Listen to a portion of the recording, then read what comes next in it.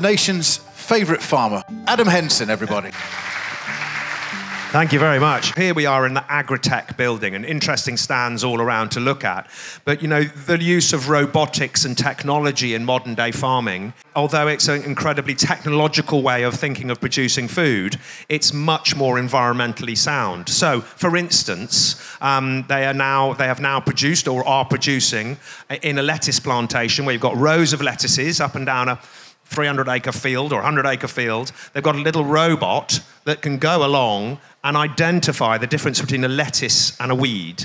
And it doesn't use a pesticide, doesn't use a chemical to kill that weed. It gives it an electric zap. So it drives up and down autonomously, run by solar panel, little tiny thing, I don't know, this big, and it goes up and down the lettuces, lettuce, lettuce, lettuce, weed, zap.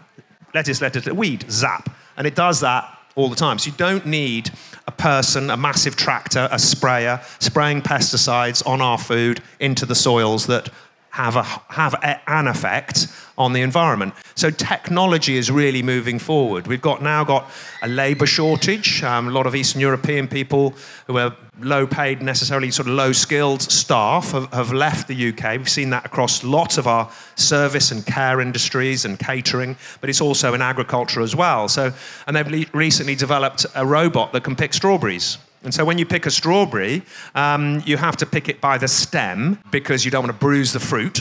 And you need to pick it when it's the right colour, when it's ripe. And then you need to drop it gently into a punnet. And they have a robot that can do this, going up in the rows of strawberries that are up on tables, picking the strawberries into the punnet onto a table, gets to the end of the row, delivers them onto a tray, sends a message from the onboard computer to the farmer's phone, GPS signal, there's 25 kilograms of strawberries ready to be picked up from the end of row 3A.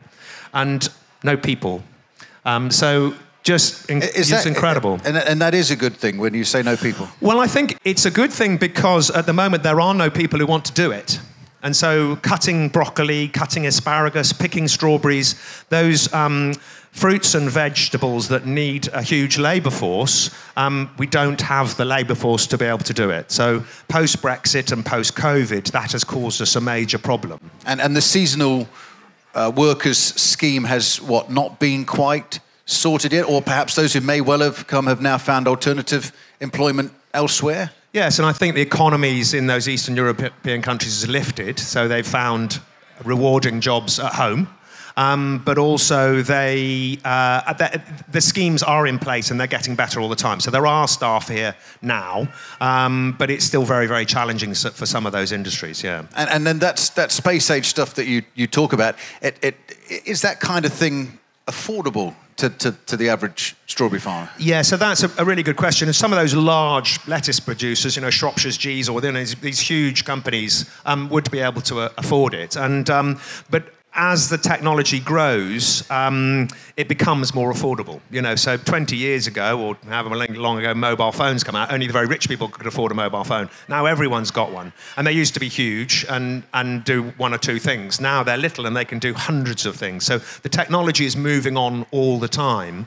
And so I was with someone recently actually filming for Country Farm when we were looking at regenerative farming and how computer technology and robotic technology could be the future of farming or an aid to it. And they have a scanner that takes photographs in a crop of weeds across the field, and it goes up and down the field and will notify where all the weeds are. You then take the chip out of that robot, put that into your sprayer, into your crop protection machine. So if you've seen one going around in the main ring, huge tractor with a big sprayer on the back, and it's got nozzles all along the booms. And as it goes up the field, the information from that chip is talking to the onboard computer, and each nozzle will be spraying in the places where the weeds are. That robot that does all the photographs can move from farm to farm. And with that, as a farmer, you will pay that company so much a hectare or acre for the service. And because that machine is travelling over tens of thousands of hectares,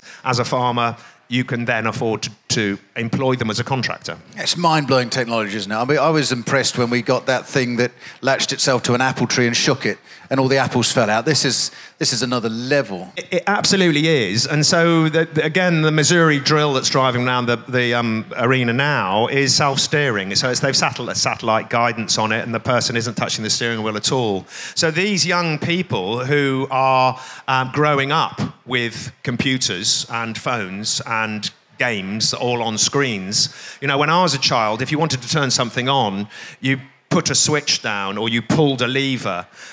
When these guys want to turn something on, they swipe it. It's their part of their natural ability to be able to use this technology because they've been brought up with it. And I think our careers advisors sometimes forget agriculture is incredibly accessible to those people who are very technologically minded. And this is the very place. There is for any people, not just young people, there is a virtual reality area, I think, at the back of this theatre, which will give you an idea of how farming can be in a virtual reality world. We used to have to get up to change the television channel. This is a different level, isn't it? Getting down to the sort of grit of all of that, which is a bit heavy, and so some people might have been fairly interested in what I was talking about, but others might be nodding off and want to talk about whether I'm going to do Strictly Come Dancing. And are you? No. Okay. I thought, which one would you do? Well, out of all the things, what all those... So you got what do you got? Strictly, shout them out. What do we got? Strictly Ice Dancing, I'm a Celebrity, Big Brother, I don't know. Love Island, there you go.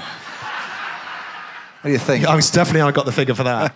I'd do the pottery thing. You know, the pottery one? Yeah, I like that. With the guy who cries all the time. You know, when he sees the pots. The great pottery throwdown, I think. Yeah, that's it, yeah. Because when I was at school, I was quite good at ceramics. In fact, I got an A in my GCSE, my O-level in ceramics, and I thought about, as a career, being a potter. Anyone got any questions about, so far, with Adam, where we are with farming, the world, the country? We're going to continue for a little bit. Have you got a question? Yeah, I'll come to you. What's your take on good agricultural land being planted with trees? Yeah, so what's my take on good agricultural land being planted with trees? So we need to ask ourselves, why are we planting the trees? And so I think that we're planting them for climate change, aren't we? So that deciduous trees will suck up carbon from the atmosphere, go through the process of photosynthesis and store that in the bark, in the trunk of the tree and in the roots. So deciduous trees shed their leaves in the winter, so they're not doing anything from November to, end of March. Whereas we can grow plants that are photosynthesizing all year round. And there's a huge amount of science gone into looking at chicories and samphoins and leguminous plants and others that will suck up carbon all year round. So if we're doing it for those reasons, I think we should be growing plants that can suck up carbon and store that in the soil. And with our new sustainable farming initiatives in agriculture, we then hold that soil there. We don't turn it up and release all that carbon. But then also we can have grazing animals eating the grass to produce food. So I'm definitely not against planting trees. I love trees, and it's wonderful that we're doing it. But I don't think it should be taking up prime agricultural land. No, that was my take on it, because they're using good, productive land. You know, yes, I agree with you. I like trees. I like to grow trees. I have trees at home. But, to take good agricultural production land out just to grow trees, I think there's plenty of scrub land around where they can cut them down and replant to do exactly what you say. Yeah, and there's a new thing that they're very good in France called agroforestry or silvopasture, which is about growing trees in lines in the field or in groups, so the animals can get shelter and shade from them, but also browse from those trees. But in rows of trees that are productive, that produce fruits or nuts or timber, and then you grow crops or grass in between the trees. So silvopasture, which is grazing around them, or agroforestry, when you grow crops around them, is a big thing in France, and it's gaining pace in the UK. So there's a way of doing both, and I think that's a great idea. Another one over this side. Do you think small-scale farming, small-holding, small farms are sustainable? It seems that large farms are becoming more predominant. Farmers are buying up more land. My neighbour in particular, he owns 500 acres next to me. He also owns 5 other farms, thousands and thousands of acres. And bearing in mind what you said about the technology and the cost of that, it's almost small farms are becoming priced out of it and won't be able to make much money, whereas the big farms, just purely because of the scale of them, are the ones that are going to become more profitable. Yeah, so that is a really good question. So on the farm at home, so we farm our 1,600 acres, 1,000 acres of arable, and we work in a joint venture farming operation with our neighbour who's got 1,200 acres of arable. And then we're combining 4,000 acres over 5 other farms. So the landowners are wealthy people that don't want to farm it themselves, so we do it for them. And because we're combining 4,000 acres, we can afford a very good combine that costs £300,000 and a very good sprayer and tractor and drill and the rest of it. So because of the enormous cost of these high-tech, expensive machines, we need lots of acres to reduce our cost of production. So we measure the cost. I know how much it costs us to produce a ton of wheat, and we need to make sure we're getting more than that at the end of the day to make a profit. So that is the case. So scale definitely numerically adds up. And there is pressure from those who are wealthy to buy up the land. But there's also an awful lot of very wealthy people from the city who want that lifestyle or want a little bit of land, who will be putting pressure on perhaps the smaller farmer who wants to buy a few fields next door. It's quite complicated, but there is also inheritance tax relief. If you're registered as a farmer with the Inland Revenue, if you own land, that land is free from inheritance tax. So I expect you all know about inheritance tax, but you have a value of your net worth, and as a married couple, that's £700,000, £350,000 each, I think that's what it is. And when you die, and the second death in a married couple, your estate is valued, so your house, your watch, your car, your savings, whatever they may be, anything over £750,000, the government gets 40% of that, inheritance tax. If you're registered as a farmer and you've got £10 million tied up in land, that £10 million is free from inheritance tax. So the millionaires from cities, from big businesses, are buying land to wrap up their money that's safe from inheritance tax. And so that puts quite a lot of difficulty, and farmers are the same. Very wealthy, successful farmers will do the same. But also for people like me who don't own any land, I will contract and run that farm for the millionaire who's bought it. So fine, I'm happy to do that. Thank you very much. But for the smallholders, the value of land is growing all the time because of partly COVID. You want to get away from your city home because you now learn that you can work remotely and have meetings on Zooms and Teams and those sorts of things. You don't need to go into your office to sell insurance. So you can do it from home. So why not get your kids and family out of London and settle on a lovely little small holding in the Cotswolds, which is why land around here is worth, excess of 10, 15, 20, 30,000 pounds. So very, very difficult. But having said that, and it's a very long answer to a short question, with small holding, depending on what you want to achieve from your small holding, you can make a significant amount of money, and small holdings are a very important part of British agriculture and part of our social structure of the countryside. And so there are plenty of good smallholders who are adding significant value to what they produce at a high price range and good quality. What I say to people, if you've got a 50-acre farm or a 25-acre farm, what you don't want to do is have commercial sheep on it and send those lambs to your local market, because you're competing with a farmer who's got 1,200 ewes and 2,000 lambs, and what you need to do is put them into a box scheme, or you need to shear them and add value to their wool, or whatever it may be, or come up with cleverer ideas of making money from your small holding. Good question, thank you. Have we got any more? Anyone else who's got... Yeah, hang on, I'll be to you in a minute. I'll come here first because I saw the lady in the hat. Hello. My little boy has expressed an interest in potentially farming when he's older. What kind of opportunities are there out there if he wanted to do that, if he didn't want to go the traditional, go to college, go to university and learn it that way? If he doesn't want to go to university or college, did you say? Yeah. So that's tricky. So what I would urge, what agriculture is looking for in today, so if I want a machine operator or someone to work with my livestock, I'd like them to be well-educated, potentially have gone to college, and be able to manage or work those machines or manage the livestock. So you need your old-fashioned skills, but you've also got to be very, very switched on.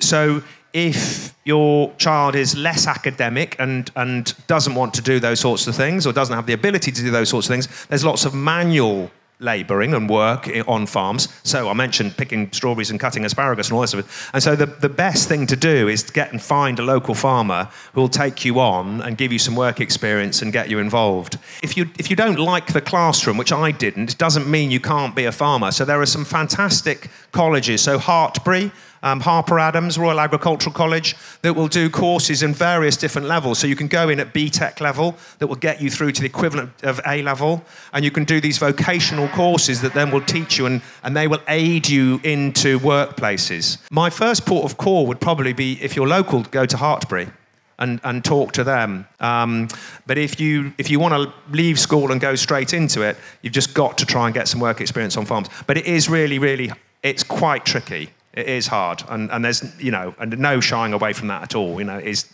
it's a tough environment. Yeah. We had a little one at the front here. Yeah, you want to give yours in? Adam, what's your favourite rare breed of sheep? Well, that's a great question. What's my favourite rare breed of sheep? So I love the Cotswold sheep from the Cotswold Hills. So they're famous for their wool and the wealth made from their wool, built manor houses and churches and all the rest of it. And a sheep cot is an enclosure. And wold is Old English for rolling hill. So at one time, before there was all these crops on the Cotswolds, there were thousands and thousands of sheep in these little enclosures on the wolds, the Cotswolds. And that's so that the area was named after the Cotswold sheep. And you'll see some over in the sheep lines. If you go up through the sheep lines, I'm sure there'll be some Cotswolds there for you to go and have a look at. They've got lovely ringlety coats. Lovely, good question, thank you. Anyone else got anything they would like to ask or add? Yeah, hang on.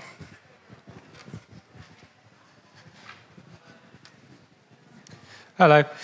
I was just going to ask, I've noticed recently quite a switch when listening to podcasts and things from lots of agri-environmental schemes to very much heavy kind of food security questions and things like that. So I guess I wondered what your thoughts were on how to get that balance right between protecting the future and protecting the now. Yeah, and that's a really good question. And I think my view is that we've got to get it right. In my personal view, I think climate change is a real thing. I think we are... I think David Attenborough was correct. And so worldwide, we have to do something about it. And as individuals, we can't think, oh, well, they're not doing that in China, so why should we? We've got to do our bit. And in agriculture, I truly believe that I've talked about regenerative farming and environmental impact. So we've done a calculator on our farm to work out how much carbon we exude into the atmosphere. And now we're working really hard to reduce that to zero, or to net zero. So we'll always pump some out, but we'll be sucking loads up. And so the NFU want British agriculture to be carbon net zero by 2040. And that's still a target, and the industry is doing a huge amount to make that happen. So I really believe that we can have fantastic biodiversity alongside precision farming with high-yielding quality food. And I think they can work side by side. The regenerative farming way of doing it ticks all the boxes at once, apart from the yield. Doesn't produce enough food. But if we waste less, we don't need as much. So that would work. But as I was saying at the beginning, you get that, but it's a complete change of mindset nationally across the whole nation. So I think it's possible, but we've got quite a long way to go to get there, but we are all working at it. And just a quick addition to that. So one of the things that's driving farmers there, the definition of sustainability in my mind is, of course, the environment and what we do. It's about relationships, absolutely, but it's about making money. So sustainability, the ability to last, will only happen if you make cash. Because if you don't make cash, you can't reinvest, you cut corners in health and safety, you don't look after yourself, you don't look after your staff. So you've got to be cash rich to be able to reinvest, and that's sustainability. But in agriculture going forward, I really believe that we need to be getting the right amount for our product, but the opportunity now is carbon trading and also trading biodiversity net gain. So it's a bit of a wild west out there now, but farmers, if they reduce their carbon output and get to net zero and even actually start storing carbon, I can sell that to EasyJet or anybody else who's using up a lot of carbon. but also biodiversity net gain is we build the biodiversity, the bees and butterflies and microbial activity and wildlife on the farm. For Bovis Homes or a HS2, they have to, if they damage a hectare, they have to put right 1.1 hectares or 1.3 hectares, I think it is, elsewhere. So they have to put an uplift in biodiversity on that area plus some. And so for me as a farmer, I can do that for them and sell it to them. And then the government will pay us for environmental schemes. So I could potentially, with environmental land management, grow bees and butterflies for the government, for us as a nation. I could trade my carbon and I could trade my biodiversity net gain and not produce any food at all. What an interesting thought to finish on. Well, you're a fine ambassador and we enjoy talking always. Adam Henson, thank you very much indeed. Thank you. Thank you very much. Thank you, folks. Thank you for listening. Thank you for your questions.